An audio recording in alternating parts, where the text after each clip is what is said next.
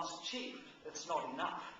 The next goal must be universal secondary education, something that came to my country in the mid-1930s, but which is denied to so many people around our world today.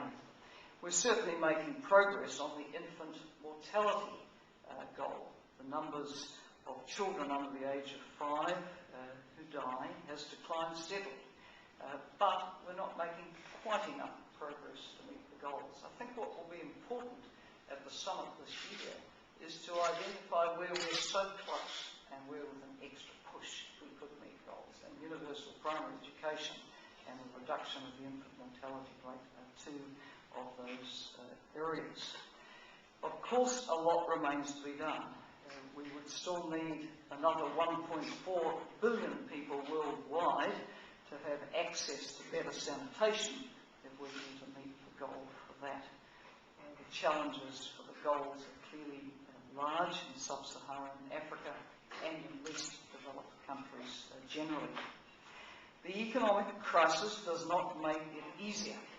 It does raise the prospect of going backwards on some of the progress which had been made. For example, prior to the global food crisis and the recession, the numbers of hungry people in our world, chronically hungry, were estimated at around 850 million. That figure is now estimated to have grown to 1 billion. Tremendous number of people to be chronically hungry. And we are seeing some reversal with the fallout from the recession on the numbers living in absolute and extreme poverty. 2 days ago, I was in Lowy2 for the Pacific Conference on the Human Face of the Global Economic Crisis, convened to look at the impact on the Pacific and on how best to respond.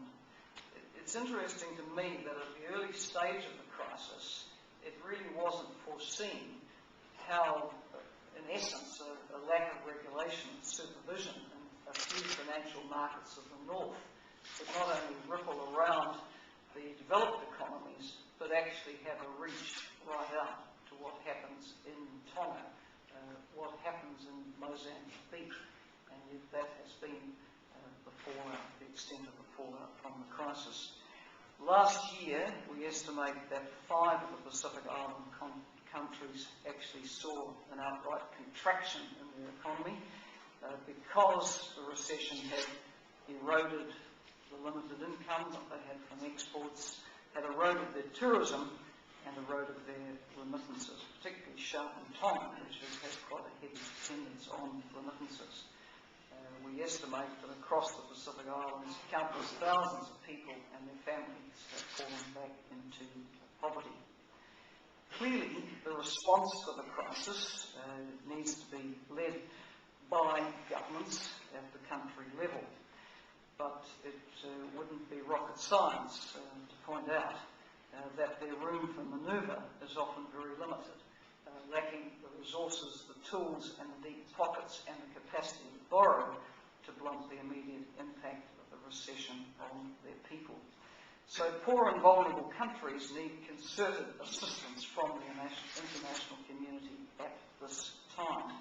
And used will, the UN, we think such support will allow government to maintain their budgets for basic services, continue momentum towards the MDGs, and build and strengthen the capacities and institutions which make sustainable development possible.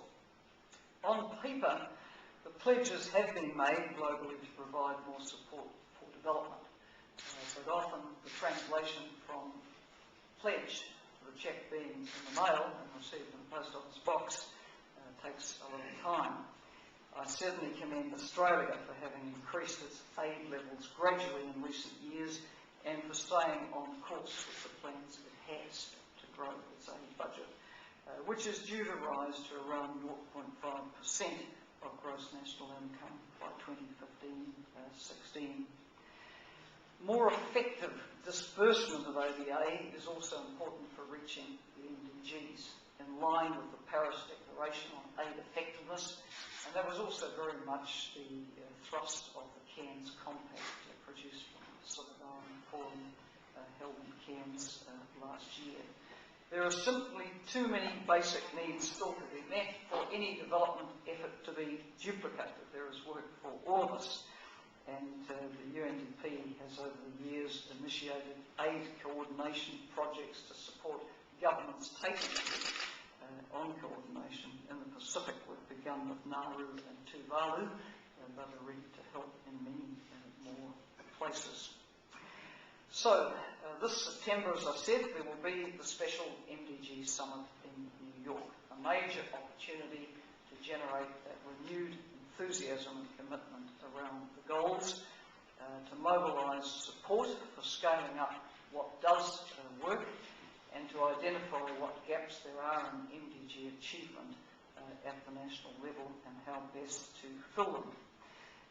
With my position at UNDP goes the job of chairing the UN Development Group, which is a grouping of around 27 UN agencies, and my message as chair is a consistent one, that we have to strengthen our efforts and focus in support of the MDGs. Not that we can achieve them on our own, but if we as 27 agencies pool our efforts, we can do the power of good.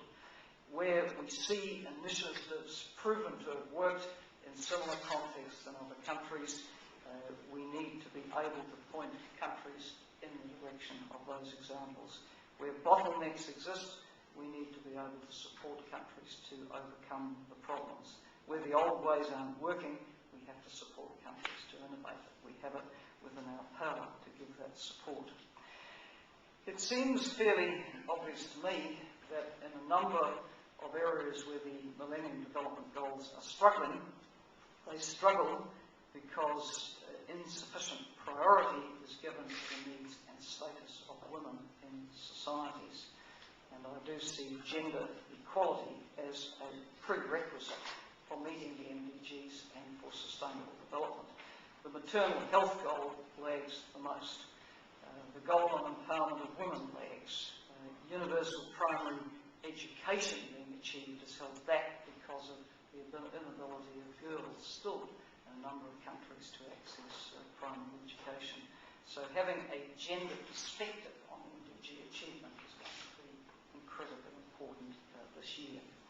Of course, a strong focus on combating the spread of HIV/AIDS will also reinforce progress on the other MDGs, and prevention is a vital part of ensuring the reversal of the spread of that disease. My second point is around the importance of bringing the climate change and environmental considerations into the very centre of the way in which we think, strategise and act on development. Climate change has been given rather little consideration traditionally in development thinking, and yet it's plain to me that we cannot sustainably reduce poverty and achieve development goals if we erode, undermine, devastate the ecosystem of the one planet on which we dwell. For a number of Pacific Island nations and communities, of course, climate change is not just an abstract issue, not just something that might happen in 20, 30, 40 years' time, not just an environmental or an economic issue. It is about their very survival as sea levels rise and weather patterns become much more erratic. Of course, the climate agreement negotiation process goes on and on and on. But in the funds, programs and agencies of the UN, we have practical work to do. With whatever resources we can mobilise, we will be continuing to step up our work with developing countries on adaptation and on mitigation strategies. Australia has been a very generous funder of work on high priority climate change impacts in the Pacific in particular, and building adaptation strategies into the centre of national development planning is very, very important. The World Bank produced an estimate, which I have no reason to disbelieve, which suggests that 40% of the investment in development which comes from concessions